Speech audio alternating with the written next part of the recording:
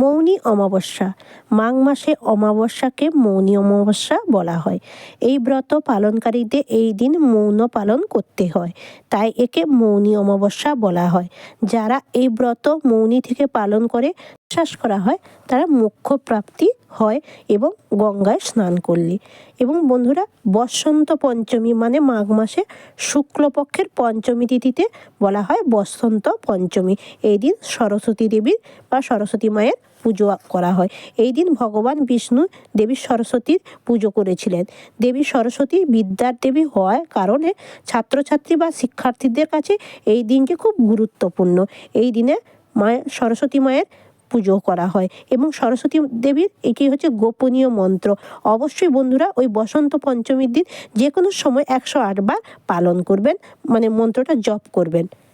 মা সরস্বতী দেবীর এই দিব্য মন্ত্র ওং নমো ভগবতী সরস্বতী পরমেশ্বরী বাক্যবাদিনী হে বিদ্যা দেবী ভগবতী হংসবাহিনী বুদ্ধি মে দেহি প্রজ্ঞা দেহি দেহি বিদ্যা দেহি দেহি পরমেশ্বরী সরস্বতী। এই মন্ত্রটা অবশ্যই বসন্ত পঞ্চমীর দিন সরস্বতী দেবীর সামনে 108 বার জপ করলে একেবারে ফলপ্রদ মানে ফল পাওয়া যায়। 2026 সালে সরস্বতী পুজোর সঠিক সময়সূচি 23শে জানুয়ারি, 9ই মাঘ 1432 সাল শুক্রবার। বসন্ত পঞ্চমী তিথি শুরু হবে 22শে জানুয়ারি, 8ই মাঘ বৃহস্পতিবার রাত্রি 1:40 থেকে। বসন্ত পঞ্চমী তিথি থাকবে 23শে জানুয়ারি, 9ই মাঘ শুক্রবার রাত্রি 12:30 পর্যন্ত। এই সময়ের মধ্যে পুজো করবেন বন্ধুরা। মাঘ মাসের শুক্লপক্ষের সপ্তমীকে অচলা সপ্তমী বলা হয়। এই দিন শ্রীকৃষ্ণ যুধিষ্ঠিরকে ব্যাখ্যা করেছিলেন। এই দিন স্নান, দান এবং পিতৃপুরুষের উদ্দেশ্যে তর্পণ, সূর্যদেবের উদ্দেশ্যে অর্ঘ্যদান করলে বৈকুণ্ঠ প্রাপ্ত হয় এবং এই দিন বস্ত্র, ছাতা দান করা খুবই উত্তম। মাঘ মাসের গুরুত্বপূর্ণ বিষয় হলো ভগবানের সেবা পুজো করা, প্রাতঃ স্নান করা, হরিনাম জপ করা, আমিষ আহার বর্জন করা, ভূমিতে শয়ন করা এবং পরচর্চা, পরনিন্দা, পরের সমালোচনা না করা, বেশি বেশি হরিনাম করা এবং সূর্যোদয়ের পূর্বে স্নান করা এবং সূর্যোদয়ের পূর্বে বিছনা বা শয্যা ত্যাগ করা উচিত এবং ভগবান রাধা মাধবের সেবা করা উচিত। বেশি বেশি করে হরিনাম মহামন্ত্র জপ করা উচিত।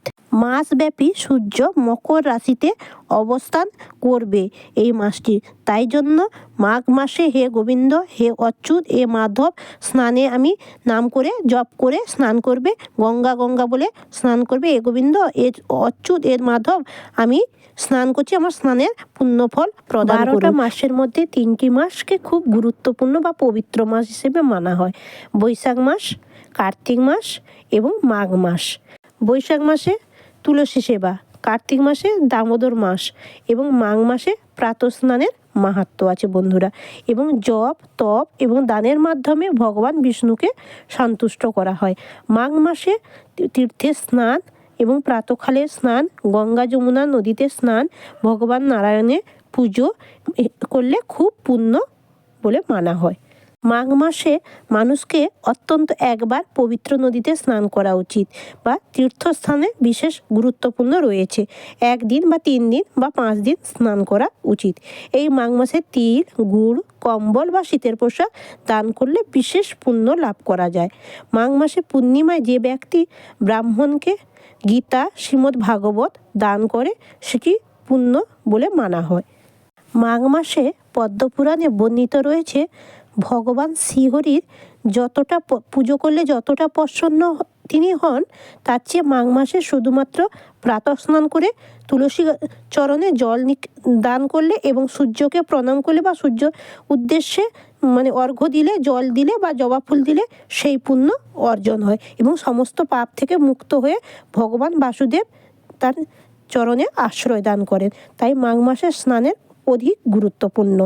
মাঘ মাসে প্রাতঃ স্নান, দান, উপবাস, একাদশী ব্রত এবং ভগবান শ্রীকৃষ্ণের পুজো এবং রাধারানীর পুজো, মাঘ মাসে অমাবস্যায় প্রয়াগে স্নান বা যে কোনো গঙ্গা বা পবিত্র নদীতে স্নান করলে স্বর্গলোক গমন করা যায়।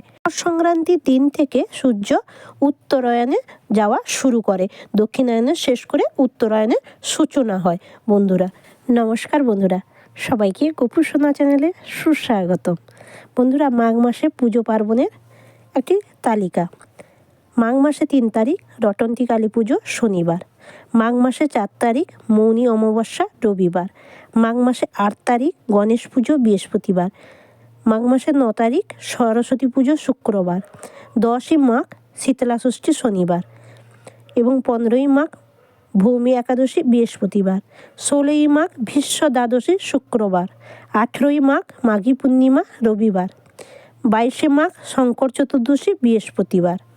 এই মাঘ মাসে মঘা নক্ষত্রযুক্ত পূর্ণিমা হওয়ার কারণে এই মাসের নাম হয়েছে মাঘ মাস। এবং ধর্মীয় বিশ্বাস অনুযায়ী এই মাসে সূর্যোদয়ের পূর্বে বা ভোরে প্রাতঃস্নানের মাহাত্ম্য আছে। স্নান করলে পাপ মুক্ত হয়ে স্বর্গলোক গমন করে।